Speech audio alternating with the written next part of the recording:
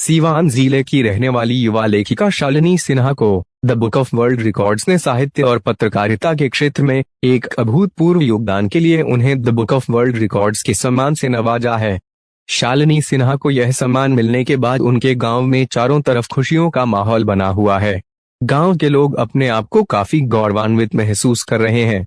शालिनी सिन्हा की यह उपलब्धि इसलिए भी खास है क्योंकि उन्होंने बहुत ही कम उम्र में साहित्य की कई विधाओं और पत्रकारिता के विभिन्न स्वरूपों में अपनी लेखन क्षमता का लोहा मनवाया है।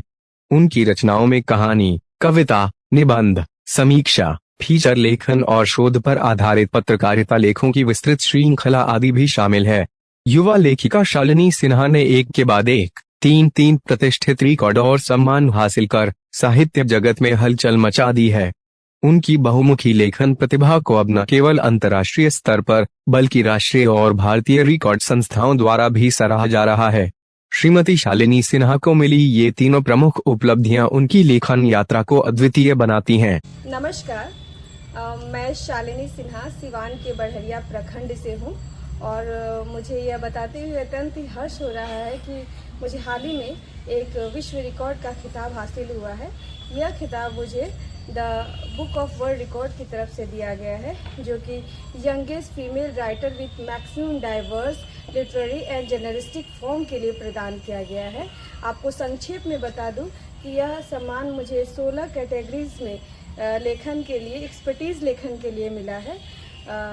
जैसे कि इंडिया और इंडिया के बाहर बहुत सारे राइटर और ऑथर हुए हैं, जैसे प्रेमचंद, राहुल सांकृत्यायन और रस्किन बॉन्ड जैसे। उन्होंने 5 से 6 विधाओं में साहित्यिक लेखन का कार्य किया है। उनसे आगे जाकर मैंने तकरीबन 16 कैटेगरीज में साहित्य के क्षेत्र में इनोवेशन का और लेखन का काम किया है।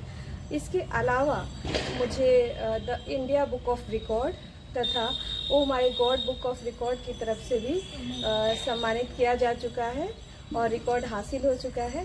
इस रिकॉर्ड के लिए मैं अपने माता पिता, फैमिली, अपने पति, बच्चों सहित सारे फ्रेंड्स, मेंटर्स और गुरु लोग को धन्यवाद देती हूँ कि उनके सहयोग से मुझे यह लंबे समय से मेरा प्रयास सफल हो पाया है। साथ ही मैं सभी मीडिया कर्मी को भी धन्यवाद देती हूँ कि उनके माध्यम से मेरा यह संदेश लोगों तक पहुँच पा रहा है।